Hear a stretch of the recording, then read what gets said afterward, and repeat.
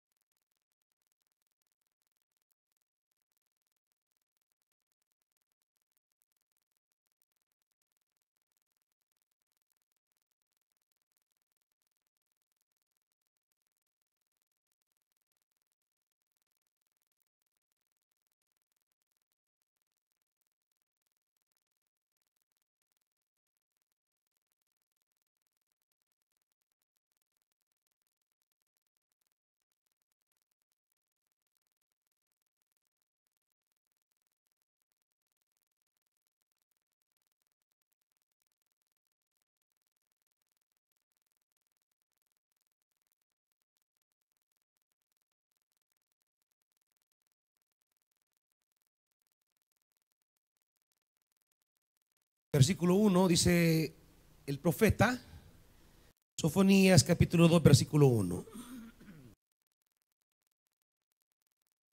Humíllate hasta el polvo, nación no quebrantada. Hazlo antes que se cumpla lo que he determinado. Y ese día se desvanezca como la brizna, antes que caiga sobre ti la ira ardiente del Señor, antes que venga sobre ti el día de la ira del Señor. Busquen al Señor todos los humildes de la tierra, los que han puesto en práctica sus normas. Busquen la justicia, busquen la humildad. Tal vez encontrarán refugio en el día de la ira del Señor. Padre, con estos versículos del profeta queremos adentrarnos al mensaje de todo el libro. Que esta palabra que fue significativa a Israel en el Antiguo Testamento siga teniendo esa potencia eficaz de obrar en nuestras vidas ahora. Y eso solo lo puedes hacer por tu Santo Espíritu. Háblanos en este libro, enséñanos, guíanos, fórmanos. En el nombre de Jesús. Amén. Siéntese, amados hermanitos.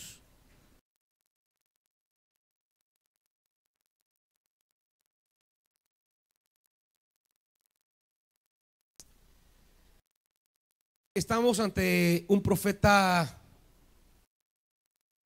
un tanto distinto al resto de los profetas en cuanto al tono que emplea para hablar ciertos temas.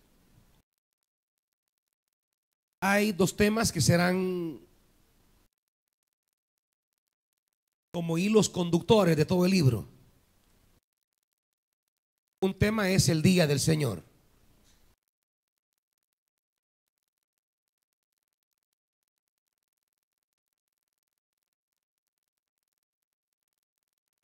Una frase que usará Sofonías para hablar que hay enfrente. Ya siempre les he dicho que me llenen los de adentro, los de enfrente, hermanitos. Todos se quedan atrás, yo no sé cuál es la que tienen miedo de que haya un terremoto y salgan corriendo, o le huyen a la palabra, o están más cerca de la calle que del Señor, o qué pues. O sea, no entiendo. Uno cuando va a la casa de Dios procura sentarse al frente, y ahí se van quedando al final pues los que no hallaron espacio al frente, los tardistas. Pero por lo demás creo que uno debe entrar y sentarse al frente y no sentirse más en la calle que en la casa de Dios. El día del Señor es como un tema eje de este libro, y el otro tema es el tema de buscar la humildad.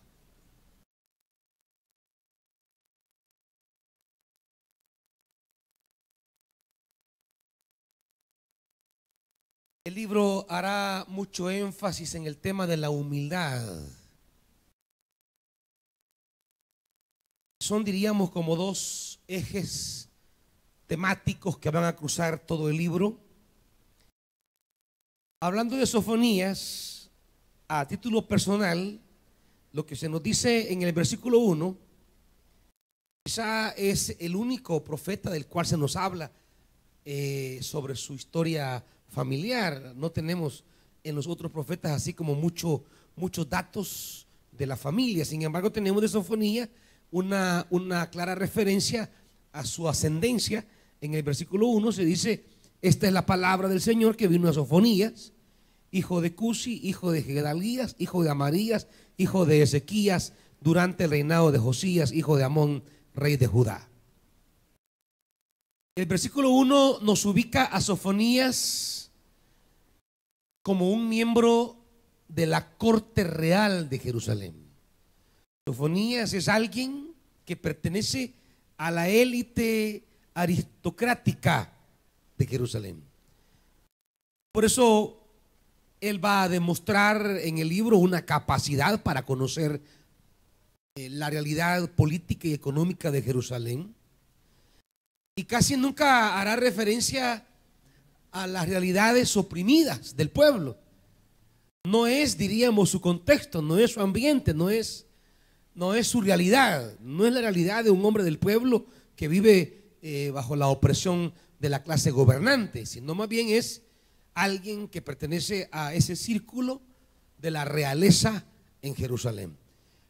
Y va a demostrar en detalle cómo conoce la corte, los excesos, los pecados, las desviaciones de la corte de Jerusalén, las conoce a perfección, lo cual nos consolida la idea de que este hombre era alguien que emerge de ese círculo muy estrecho y limitado de poder de la corte de Jerusalén. Estamos entonces ante un hombre que no es del pueblo, no es de la clase oprimida, no es alguien que sufre las limitaciones, no es alguien que sufre injusticia, no es alguien que padece violaciones, no es alguien a quien le han pisoteado su dignidad, que será el tema que van a reclamar el resto de profetas como Isaías, como Amós, aún Jeremías, que van a partir de la realidad del pueblo oprimido para recriminarle a la dirigencia sus errores, sino más bien es un profeta que generará una capacidad de autocrítica. La lectura que hará de la corte de Jerusalén es una lectura autocrítica. Esto es importante. Una de las debilidades en la vida de los cristianos es su incapacidad de autocriticarse. Somos expertos para intercriticarnos, para juzgar a otros, para cuestionar a otros, para criticar a otros, pero somos muy poco dados a generar procesos de autocrítica. La autocrítica forma parte de una genuina espiritualidad y se consolida en un proceso de madurez. El creyente maduro es una persona que logra desarrollar una capacidad de autojuzgarse, de autoevaluarse.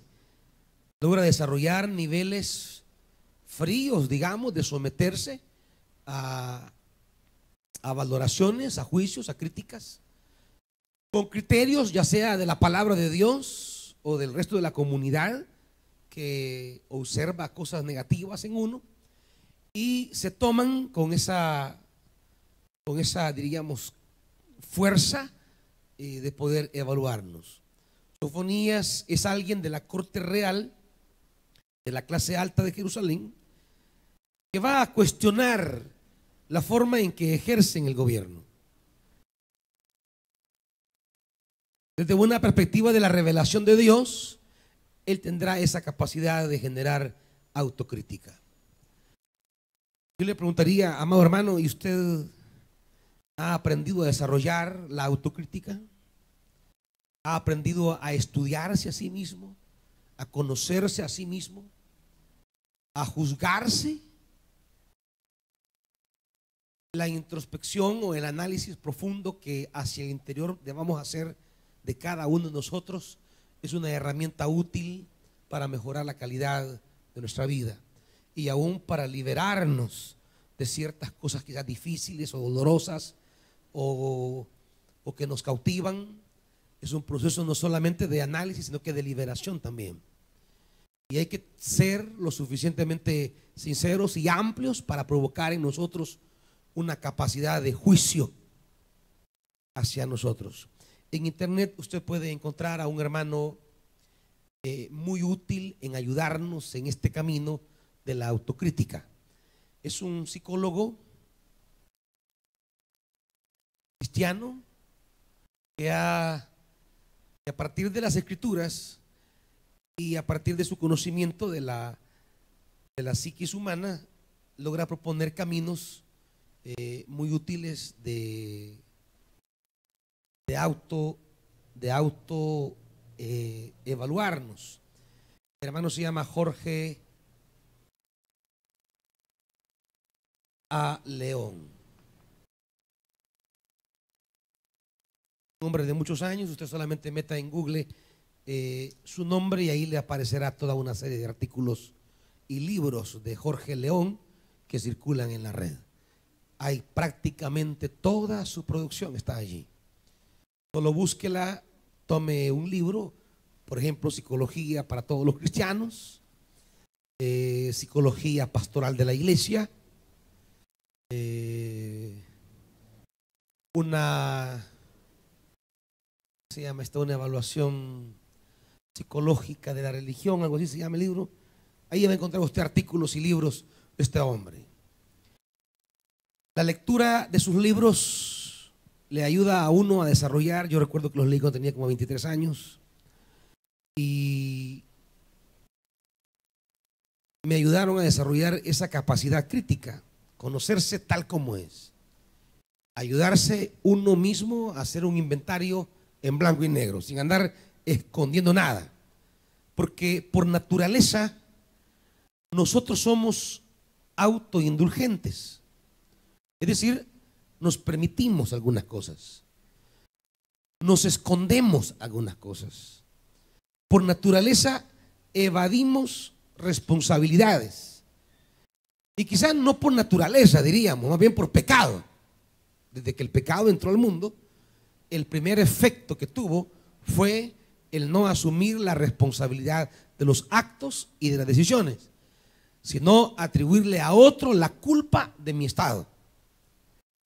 Desde entonces es necesario desarrollar una capacidad de autocriticarnos, porque lo que el pecado provocó en nosotros fue una negativa a juzgarnos, una negativa a ser autoevaluados, y siempre tenemos las justificaciones perfectas para explicar por qué estoy así. Y nunca el ser humano, casi nunca, es capaz de decir, es que mire, yo tomé una mala decisión. Es que mire, yo me fui el camino que no debía. Es que fíjese que yo lo que hice fue, no, siempre decimos, es que mire, es que mi papá, es que mi mamá, es que el vecino, es que la maestra, es que el jefe, es que el pastor, es que mi líder, es que el hermano, es que la hermana, es que el tío, es que la abuela. Es decir, siempre hay alguien a quien atribuirle la causa de nuestros estados. Y en medio de todo eso, indudablemente hay personas que intervienen o inciden en el estado de nuestra vida. Sin embargo, en la gran mayoría, somos nosotros al final los que decidimos el camino que tomamos. Pero no tenemos la capacidad de autocriticarnos. Sofonías es un profeta que va a emitir un juicio sobre su mismo ámbito social, sobre su mismo ámbito de la realeza. Va a ser una persona que desde su condición de nobleza va a generar una crítica profunda al interior de esa clase social. Comencemos entonces, habiendo ubicado a Sofonías en el ámbito real y descubrir en él una capacidad enorme para autocriticarse, lo cual nos debe enseñar a nosotros un camino a seguir. Comencemos a estructurar el libro. En el capítulo 1,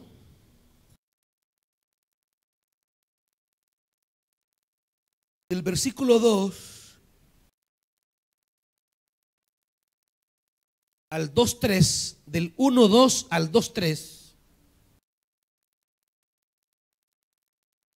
¿Hay preguntas hasta aquí, hermanitos? Vuelvo a reiterar, por favor, que miren, los que ponen la pizarra no solo la pongan hoy, límpienla de verdad.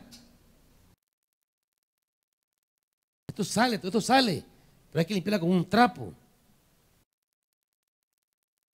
Un trapo con alcohol para dejarla bien aseada, bien limpia.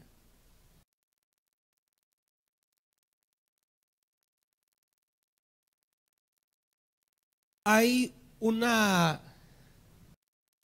del 1.2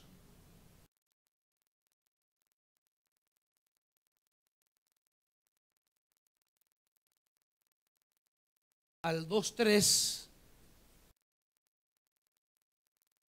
Hay una, diríamos, un llamado y advertencia, una advertencia, diríamos.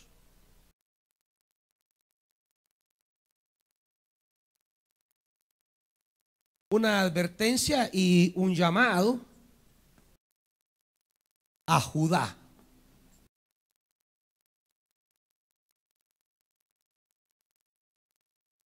Judá. Habrá una advertencia. Dios les advierte sobre algo, pero a la vez les concede una salida. ¿A quiénes? Al pueblo de Judá. Leen todos ahí, hermanitos.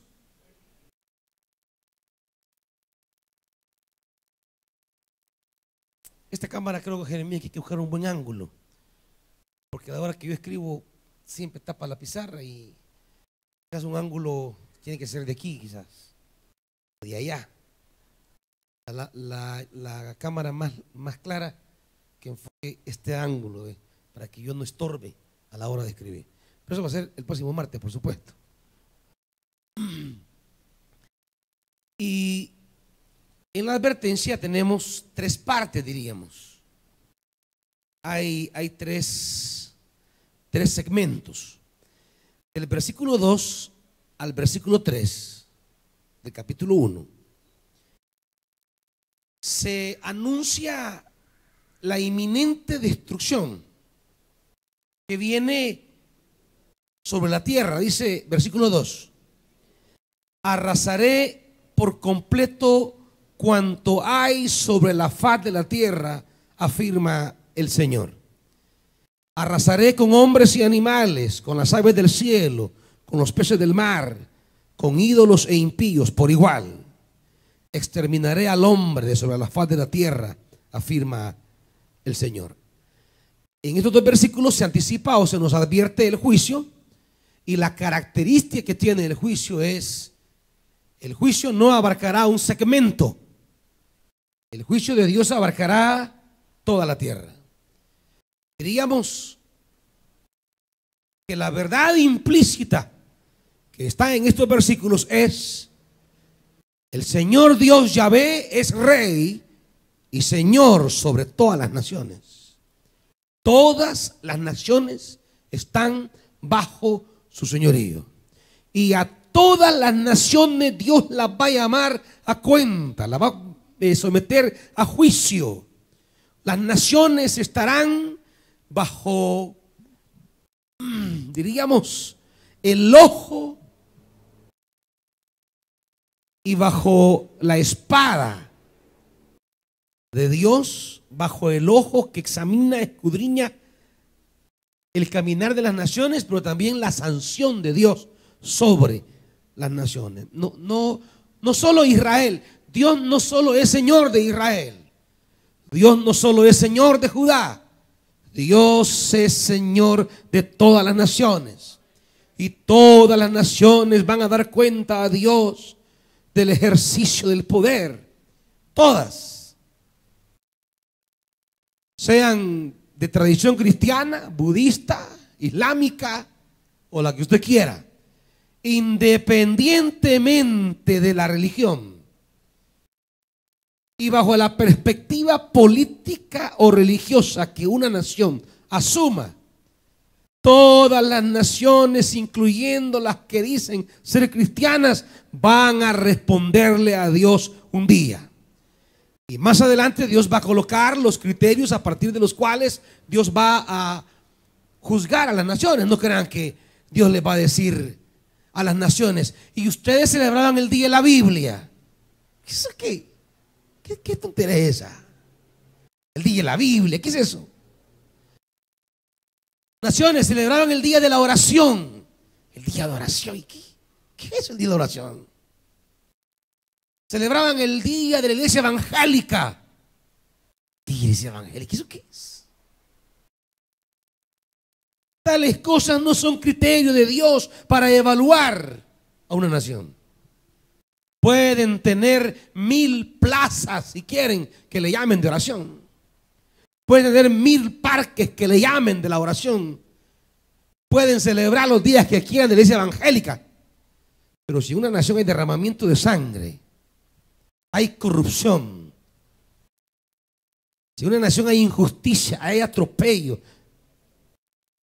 se violan el derecho de las personas, tiene precio la justicia, a la ley se le impone la arbitrariedad del poderoso. ¿Qué importa si tengan 100 plazas? Si estas cosas son parte de una nación, serán juzgadas por Dios. Así que no estén creyendo los diputados que porque han hecho un día de la iglesia evangélica, Dios va a hacer el ojo pacho a toda la corrupción que hay en ese nido de víboras. No estoy creyendo que Dios va a pasar por alto. Que ya porque 28 de octubre, Día Nacional de la Iglesia Evangélica, y que todos los diputados han votado, creen que Dios se va a hacer el ojo pacho, el que no es con él, de todas las corrupciones que se dan ahí en esa asamblea pública. Jamás, hermanitos. De toda la sangre, ¿ustedes creen que toda la sangre que se derrama en este país, creen que eso no le reclama, no gime justicia delante de Dios? Claro que sí. Y todos los que son beneficiados de esta guerra, porque esto de matar se vuelve un negocio. Y hay gente que se beneficia de que hayan asesinatos. Hay gente que se beneficia de todo este clima de inseguridad. Toda esta trama de violencia que vive El Salvador, hay quienes se enriquecen y viven de eso y están interesados en mantener la situación así. La quieren seguir perpetuando. Porque la inseguridad que reina en el país, la violencia que reina en el país, es la fuente de ingresos que tienen. Y creen que toda la sangre derramada, creen que Dios la va a ignorar. Todos los que se benefician con la muerte de los demás, todos los que hacen de la muerte un negocio, todos van a rendirles cuenta a Dios, aunque vayan a una iglesia evangélica, hermanitos. Y aunque se congreguen ahí en esas iglesias de ricos y de grandes, creen que por ir con ahí debajo del brazo y entrar a la iglesia Josué o al tabernáculo ya le dieron todo. Jamás, hermanitos. Todo el que se enriquece del derramamiento de sangre le va a rendir cuentas de Dios.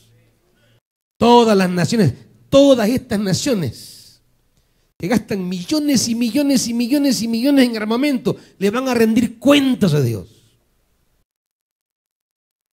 Dios es Señor de todas las naciones. De hecho, en el capítulo 2, como usted verá, vea a partir del versículo 4, ya lo veremos en detalle, comienzan las naciones a ser llamadas a juicio por Dios. ¿Quiénes serán llamados primeros? Versículo 4, Gaza, hablando de la ciudad más, bueno, no solo sería Gaza en realidad, son los filisteos. porque aparece en el versículo 4 Gaza, Ascalón, Asdod y Ecrón. Son 5 ciudades de los filisteos, no está la otra aquí, pero son 5 ciudades. Ahí aparecen los filisteos, las ciudades filisteas. Dios llamará a juicio a los filisteos. ¿A quién llama en el 8? A Moab y a Amón. ¿A quién llama en el 12? A Cus, a los cusitas, o como dice la Reina Valera, a Etiopía. Y en el 13, ¿a quién llama? A Asiria, con su capital Nínive. Sofonías tiene una perspectiva, claro, es un hombre que pertenece a la corte y tiene una perspectiva política, diríamos, tiene una geopolítica. Él mira el entorno político de las naciones desde su posición, divisa, observa, medita el comportamiento de las demás naciones y dice en su libro: Dios tiene una palabra para cada nación. Miren, en esto de que hay naciones cristianas y no cristianas, eso es una mentira, hermanos. Eso quítenselo de la cabeza. Naciones cristianas no hay.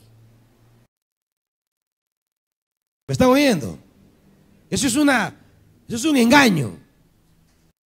Naciones cristianas no hay. Eso significaría como que Dios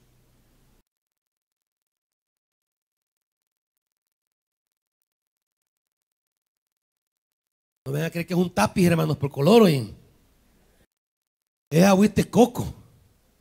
Ya quisiera que tuviera tequila por mi garganta, pero nadie me trae. Ojalá haya un buen samaritano un día. Mire, pastor, el Señor me ha puesto esto para su garganta.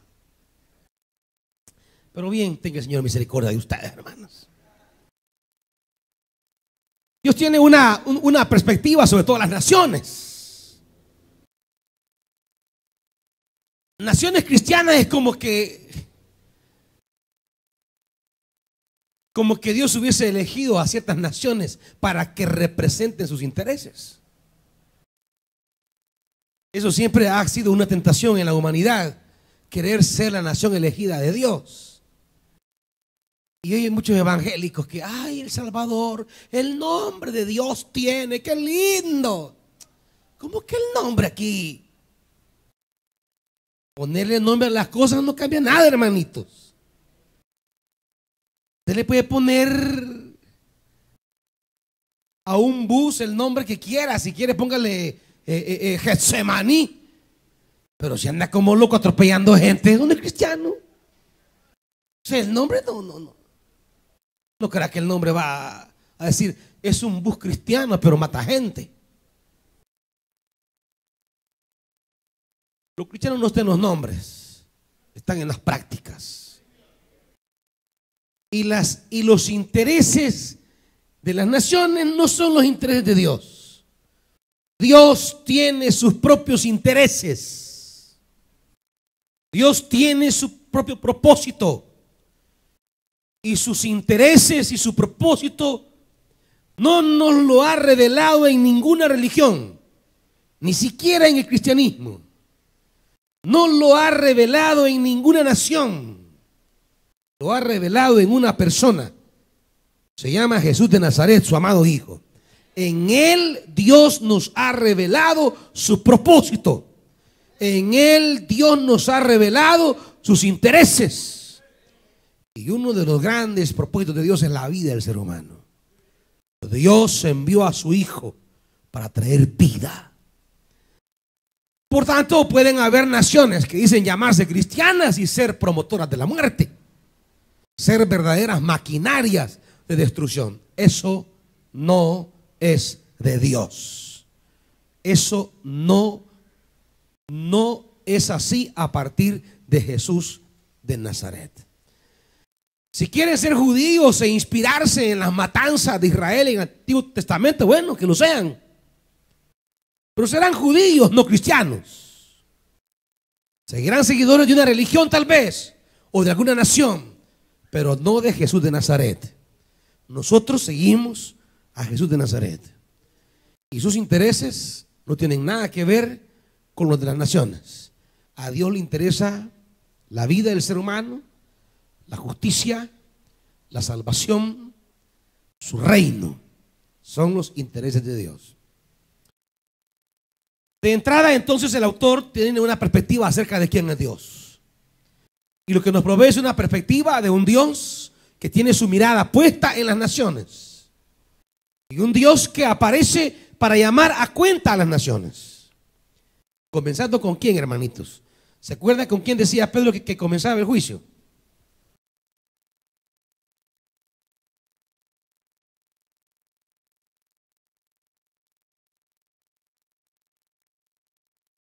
El juicio comienza por la casa. El juicio comienza por aquellos a quienes Dios ha llamado a ser su ejemplo. El juicio comienza a aquellos con quienes Dios ha privilegiado, ha honrado, ha coronado de favores y misericordias, para que, inspirados en esa bondad de Dios, como decía Pedro, si es que habéis gustado la benignidad del Señor, que inspirados en esa benignidad de Dios para con ellos, inspirados en esa bondad de Dios para con Él, ellos entren, diríamos, en un proceso de representar los intereses de Dios sobre la tierra, que son la vida, la verdad, la justicia, la salvación, la misericordia. Pero como no lo hacen, ¿quiénes son los llamados primero? Los de casa. Y así comienza ese juicio que va sobre todas las naciones. Comienza en el 4. ¿Con quién? Con Judá. Y vean todo lo que dice: extenderé mi mano contra Judá. Estoy en el 4. Y contra todos los habitantes de Jerusalén. Exterminaré de este lugar todo rastro de Baal y hasta el nombre de sus sacerdotes.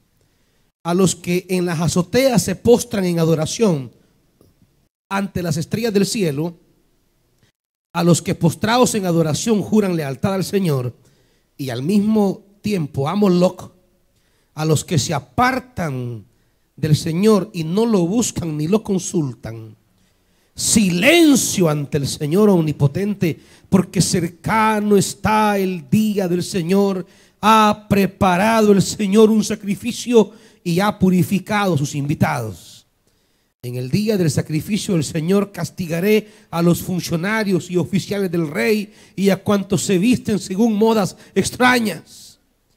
En aquel día castigaré a cuantos evitan pisar el umbral, a los que llenan de violencia y engaño en la casa de sus dioses.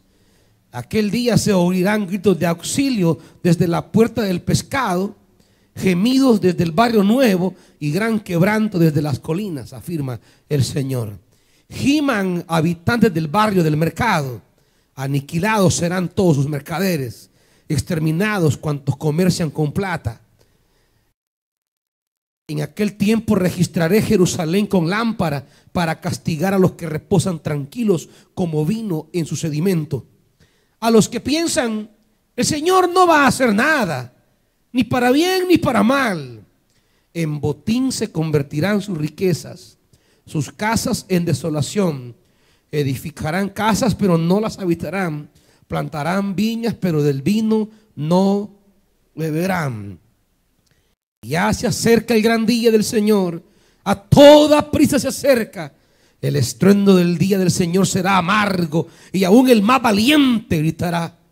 Día de ira será aquel día, día de acoso y angustia, día de devastación y ruina, día de tinieblas y penumbra, día de nieblas y densos nubarrones, día de trompeta y grito de batalla contra las ciudades fortificadas, contra los altos bastiones.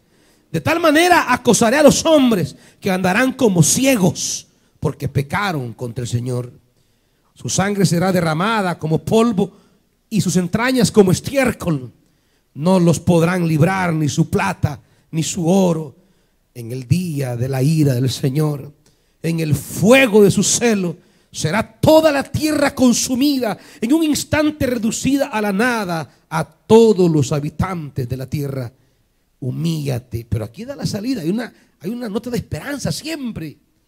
Dios siempre abre una puertecita de esperanza para nosotros, amados hermanos, en esta presentación que hace para Judá acerca del día del Señor y lo que trae, lo que conlleva y lo que significará para el castigo de Judá.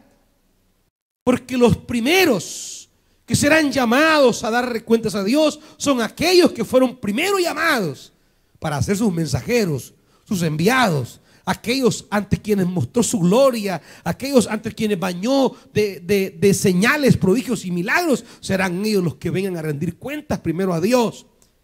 Pero hay siempre una puerta que Dios deja en medio de ese panorama sombrío de la ira del Señor.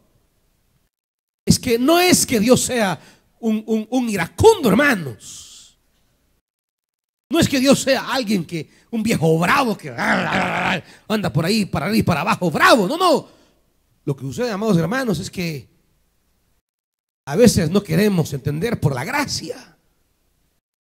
A veces no nos basta la bondad, la misericordia, sino que a veces Dios tiene que apretarnos para que entendamos la necesidad de enrumbarnos por cierto camino, por cierto sendero de la vida. Y Judá ya topó de cuerda, diríamos. Ya se pasó la tolerancia. Y hasta andan algunos diciendo: Dios no hace nada, Dios se ha desentendido de nosotros, ni hace ni bien ni hace ni mal. Dios está, diríamos, ausente. Pero Dios tiene que intervenir para recordarnos que Él no está ausente, que Él nos llamará a cuentas. Y por eso dice una y otra vez lo que será el día del Señor. Pero siempre hay una salida. Y son los versículos que leímos al principio. Humíllate hasta el polvo, nación no quebrantada. Hazlo antes que se cumpla lo que he determinado, y ese día se desvanezca como la brizna. Versículo 3. Busquen al Señor todos los humildes de la tierra, los que han puesto en práctica sus normas. Busquen la justicia, busquen la humildad. Tal vez se encontrarán refugio en el día de la ira del Señor. Hay una salida. Dios provee salida a los que le buscan, a los que se quebrantan, a los que llegan delante de Dios reconociendo su realidad, los que desarrollan con la asistencia del Espíritu y de la palabra esa capacidad autocrítica. Estos que, alimentados por el Espíritu, siendo guiados por el Espíritu, siendo conducidos por la palabra de Dios, por la ley de Dios, se muestran delante de Dios faltos, incompletos, y le buscan quebrantados y le buscan en humildad. Buscar al Señor sigue siendo el camino de la esperanza en todo tiempo, hermanitos. Oigan bien, hermanos, jóvenes, el camino de esperanza solo es buscar al Señor, no hay más. En el fragor de la prueba, en el calor de la lucha, en lo candente de la adversidad, solo hay una salida, jóvenes: buscar al Señor, seguir buscando al Señor. Solo hay una salida, hermanos y hermanas: buscar al Señor. Desistir de buscar al Señor es ahondar la crisis. Desistir de perseverar en el camino de Dios es agudizar la crisis. Es renunciar a la única salida que tenemos. Dejar de buscar a Dios es suicidarnos, es cerrarnos a toda posibilidad divina, es naufragar en nuestra incapacidad, es ahogarnos en nuestra limitación y estrechez, seguir buscando al Señor es siempre el único camino, sea cual sea la condición, amados hermanos. Solo ahí dice, encontraremos ¿qué? Versículo 3 al final.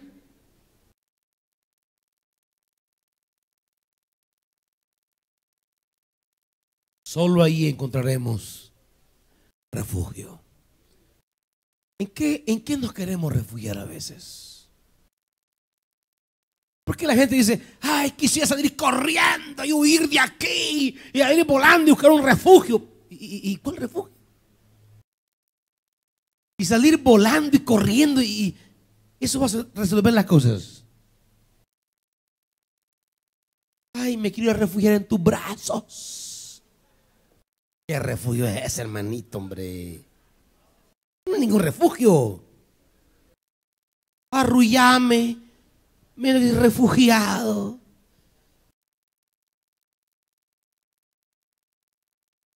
Solo en el Señor hallamos refugio, hermanitos. Búsquelo, búsquelo. Y entre más cruda sea la tormenta, búsquelo. Y entre más grande sea su dolor, búsquelo. Y entre más impactante sea su decepción, búsquelo. Y entre más frustrado se sienta al ver la impotencia suya para enfrentar, búsquelo. Y ya verá de lo que Dios es capaz. Y ya verá de cómo Dios acude a los que se refugian en Él.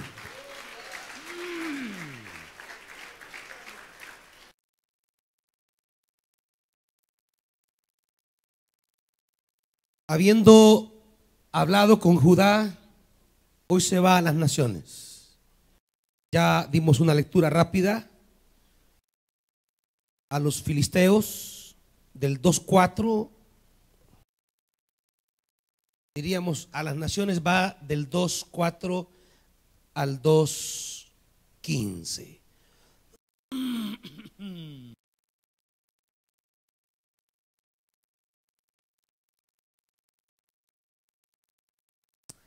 Del 2:4 al 2:15, juicio a las naciones.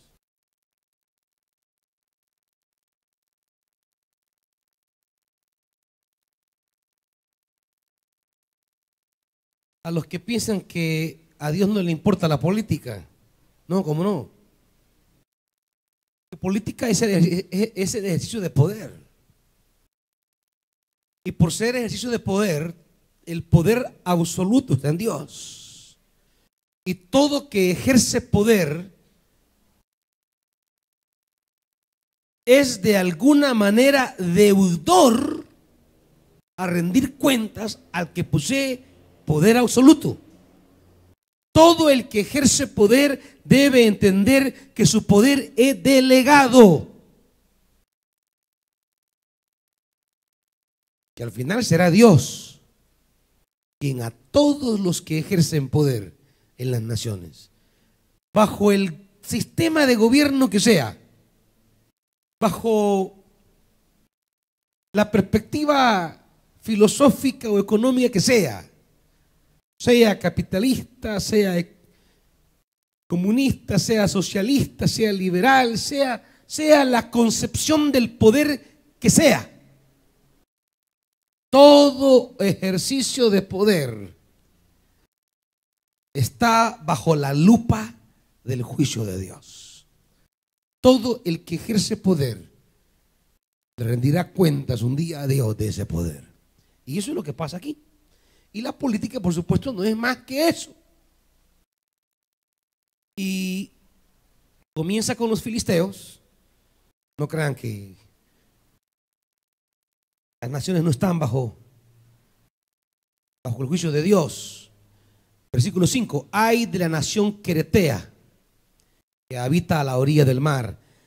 La palabra del Señor es contra ti, Canaán, tierra de los filisteos. Te aniquilaré hasta no dejar en ti habitante. El litoral se convertirá en praderas, en campos de pastoreo y corrales de ovejas, y ahí pastarán las ovejas del remanente de la tribu de Judá. Al atardecer se echarán a descansar en las casas de Escalón. El Señor vendrá, el Señor su Dios vendrá en su ayuda para restaurarlos. A los filisteos les dicen: sus riquezas un día serán de Judá. Porque el Señor, ese remanente que busca al Señor, ese remanente que se acerca al Señor, Dios un día vendrá para restaurarlos. Versículo 8, juicio a Moab. He oído los insultos de Moab y las burlas de los amonitas que injuriaron a mi pueblo y se mostraron arrogantes contra su territorio. Tan cierto como yo vivo, afirma el Señor Dios Todopoderoso, el Dios de Israel, que Moab vendrá a ser como Sodoma y los amonitas como Gomorra. Se volverán campos de espinos y minas de sal, desolación perpetua. El remanente de mi pueblo los saqueará, los sobrevivientes de mi nación heredarán su tierra. Este será el pago por su soberbia y por injuriar y despreciar al pueblo del Señor. Tremendo, hermanos. Estas naciones que oprimieron a Judá, ese remanente de Judá que busque al Señor y encontrará refugio en el día de la ira, ellos heredarán las riquezas de las naciones. Cus, versículo 12, serán atravesados por mi espada. Asiria, versículo 13, él extenderá su mano contra el norte, aniquilará a Asiria y convertirá a Nínive en desolación. 15, esta es la ciudad alegre que habitaba segura, la que se decía a sí misma: yo y nadie más. O sea, el orgullo de Asiria es cuestionado por Dios. Esa que se cree que ella, y solamente ella, yo y nadie más, cómo ha quedado convertida en espanto, en guarida de fieras. Todo el que pasa junto a ella se mofa y amenaza con los puños. Ahí están las naciones a quienes Dios llamará a cuenta por el maltrato infligido a Judá en el día de la ira del Señor. Y será el remanente de Dios, será el remanente que busca al Señor. Ese remanente es el que en el Nuevo Testamento se hablará de la iglesia como el remanente del pueblo de Dios. Será el pueblo creyente en Jesús el remanente en la perspectiva de los autores del Nuevo Testamento. La comunidad de Jesús es ese remanente fiel. Por eso Jesús va a convocar a un grupo de 12 discípulos para representar al nuevo Israel, al Israel de Dios. Y comenzará la creación de un pueblo nuevo, un pueblo que ya no estará ligado por vínculos sanguíneos, sino por una fe en el Mesías encarnado en Jesús. Será un pueblo que se construye ya por la fe en torno a la persona de Jesús, y que como remanente de Jesús es el heredero de las promesas hechas por Dios a Abraham, ya que Jesús, dice Pablo, es la descendencia, es la simiente de Abraham. Gálatas lo establece con claridad: la simiente de Abraham es uno solo, dice, refiriéndose a uno que es Cristo Jesús. Y a través de Jesús, judíos, gentiles, hombres, mujeres, esclavos y libres, tenemos acceso a toda la riqueza de las promesas del Antiguo Testamento a través de la persona de Jesucristo. El pueblo que busca al Señor hoy es el pueblo a quien Dios le dará victoria sobre sus enemigos. La fuerza suya, hermano, está en Dios. ¿Cuántas naciones le amenazan? ¿Cuántas amenazas, crisis, problemas, advertencias caen sobre su vida? Según esta palabra, su refugio está en el Señor. Búsquelo. Él le dará la victoria sobre sus adversarios. Todas estas ciudades, filisteos, Moab, Amón, Cus, Asiria, todos estos que ofendieron, dañaron, amenazaron, destruyeron, se burlaron, se mofaron del pueblo de Dios, un día van a sufrir la derrota por ese remanente fiel. Porque la fuerza de ese remanente no son sus puños, no son sus armas, es el Señor. Y en el capítulo 3,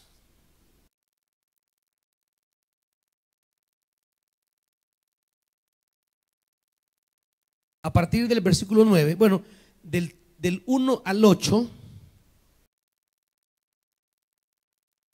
Dios reitera el llamado a Judá a convertirse. Del 1 al 8 él hace una descripción.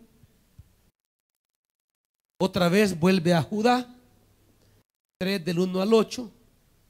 Otra vez describe el juicio a Judá.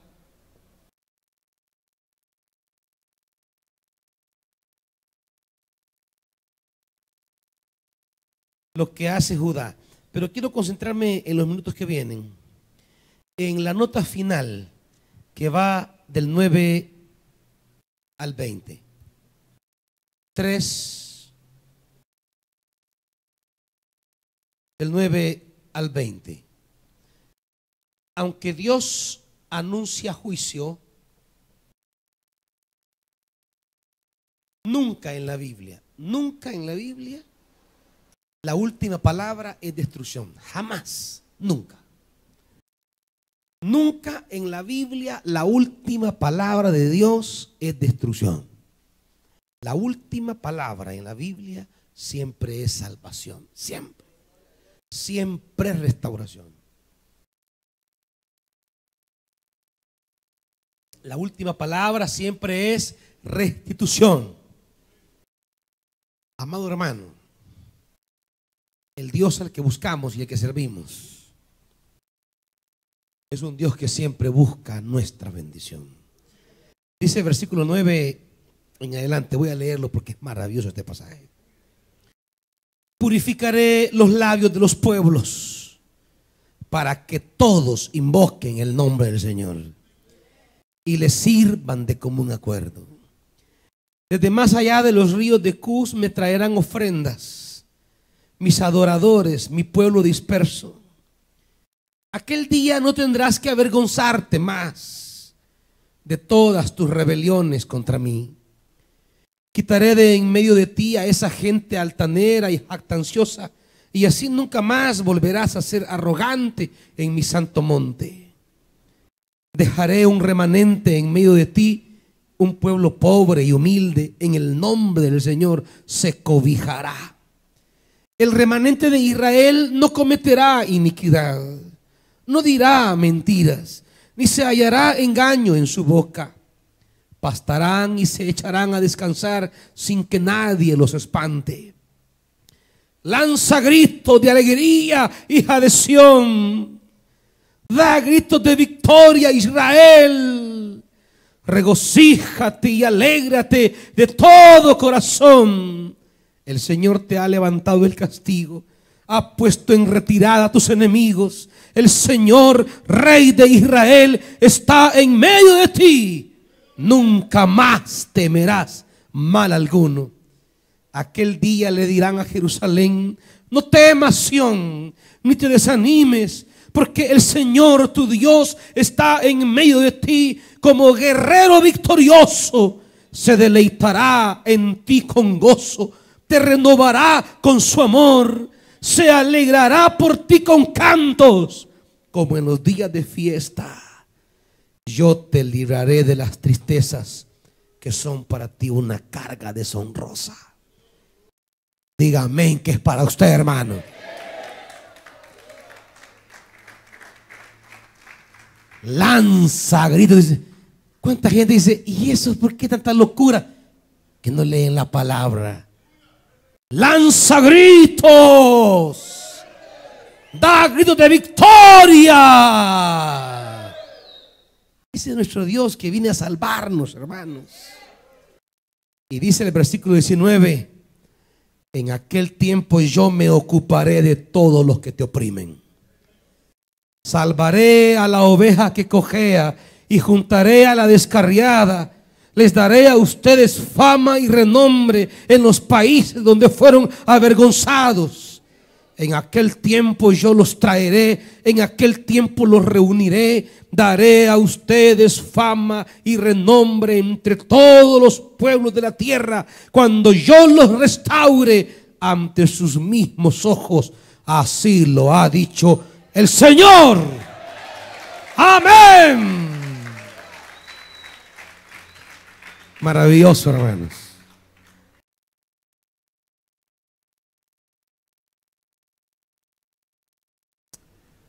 La misericordia y la fidelidad de Dios siempre terminan tomando el control de nuestra vida, siempre. La misericordia y la fidelidad de Dios siempre terminan siendo la palabra final. Y eso es lo que Sofonía nos dice. Dios no solo va a intervenir para juzgarnos, Dios va a intervenir para restaurarnos. Y todos los que se aprovecharon, todos los que en el tiempo de la ira de Dios utilizaron el juicio de Dios para participar en la destrucción y en la opresión, todos van a rendirle cuenta a Dios. Y Dios nos va a restaurar, hermanitos. Y Dios va a levantar. Él está en medio de nosotros. Se deleita en medio de nosotros con gozo. Nos renueva con su amor. Se alegra por nosotros con cantos. Esta es la palabra de Dios, amados hermanos. Y este es el profeta Sofonías. ¿Alguna pregunta sobre Sofonías? ¿Preguntas sobre Sofonías? Échela, sáquela. O que alguien quiere comentar algo, aumentar, agregar, compartir. Hermano Roberto Ponce, préstele el micrófono, por favor, hermano Roberto.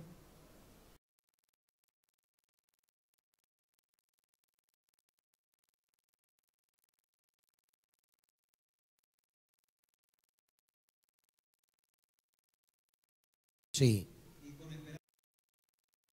Sí.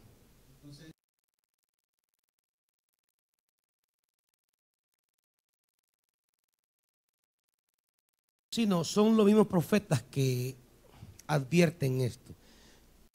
Ya en Amós aparece esto, ¿verdad? Porque el asunto es que Israel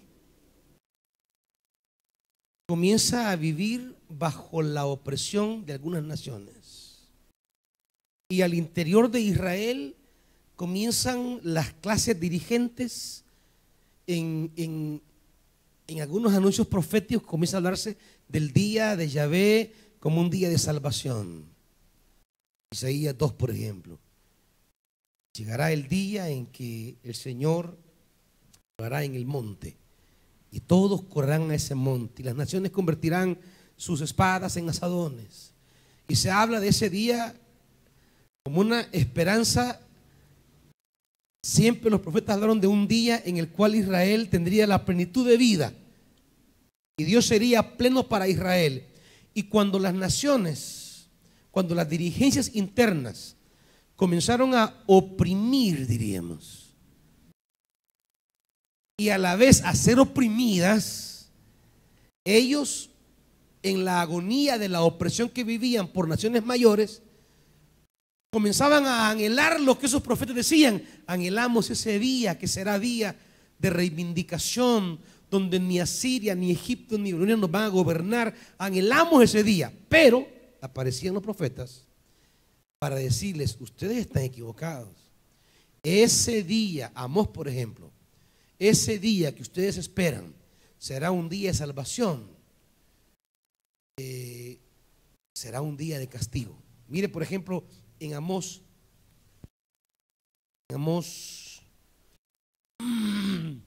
que es de los primeros profetas que comienzan a cambiar el sentido del día del Señor.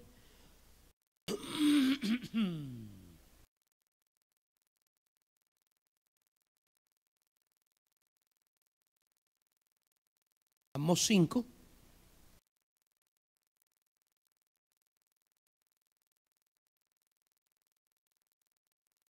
Versículo 18.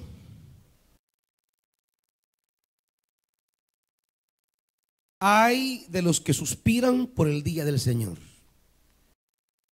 ¿De qué les servirá ese día si va a ser de oscuridad y no de luz? Será como cuando alguien huye de un león y se le viene encima un oso, o como cuando al llegar a su casa apoya la mano en la pared y lo muerde una serpiente. ¿No será el día del Señor de oscuridad y no de luz? Será por cierto sombrío y sin resplandor. Amós es uno de los primeros profetas que comienzan a advertir al pueblo de Israel que el día del Señor no será solo día de salvación, será día de castigo, porque ellos, si bien están oprimidos por Babilonia, ellos oprimen al pueblo.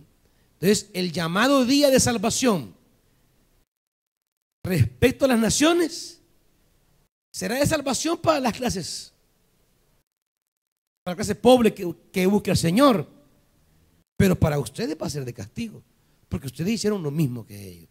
Amós comienza a darle a ese día, que aunque sigue manteniendo ese carácter de salvación, pero comienza a agregarle ya el aspecto que ese día va a ser también de juicio. ¿Alguien más? Hermanito. A pesar de la advertencia de destrucción que Dios por medio del profeta Él tiene misericordia y le pide a los humildes que lo busquen. Correcto. Gracias. Exactamente, hermano, exactamente. Dios siempre ve una puerta. Usted, hermano, iba a decir algo. Aquí, hermano, el hermanito. Sí, pastor. Siempre así en Sofonías. Sí. En las primeras, en las 7 dice que Él está, en las 6 dice, y a los que se aparten de en pos de Jehová, y a los que no buscaron a Jehová ni le consultaron. Y en las 7 dice, calla en la presencia de Jehová el Señor, porque el día de Jehová está cercano. Ese calla en la presencia de Jehová. ¿Cuál está, hermanito, perdón? En la 1:7. 1:7. Ah, sí. Ese ¿Su pregunta, cae, perdón, hermanito? Ese cae en la presencia de Jehová el Señor, porque el día de Jehová está cerca. Le dice, a uno le está diciendo que, a uno le dice que calle, o ese es lo que no. Sí. No. El sentido del profeta es, él comienza a describir desde el versículo 4, 5, comienza a describir toda la adoración idolátrica de Judá. Y en el 6, a esos que se apartan y no consultan al Señor. Todos esos que hacen gran bulla en las azoteas, todos esos que sacrifican a Baal, todos esos que juran lealtad al Señor y también a Moloc. En medio de esa, diríamos, algarabía religiosa que describen de los versículos 4 al 6, hay toda una algarabía, una bulla religiosa. Dios dice, cállense, porque Dios va a intervenir. Como decir, cállense ya, paren esta religiosidad, detengan esta mentira, porque el Señor va a intervenir. Cercano está su día, Dios va a actuar. Esa religiosidad no les va a salvar de lo que Dios viene a hacer. Ese es el sentido ahí, hermanito. Bien, ¿hay más, hermanitos? Pongámonos de pie entonces.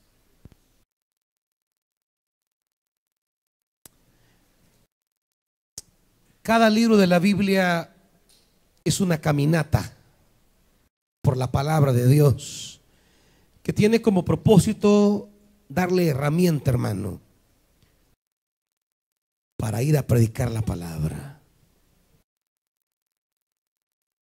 Una de las primeras cualidades que debe tener el predicador es que la palabra debe hablarle a sí mismo primero. Pídele al Señor que le ayude a desarrollar autocrítica como Sofonías. Que usted mismo sea juzgado por la palabra. Que usted mismo sea evaluado por la palabra. Sofonías predicará a la corte real a la que él pertenece, porque la palabra le llegó a él primero. Y desde esa contundencia de la palabra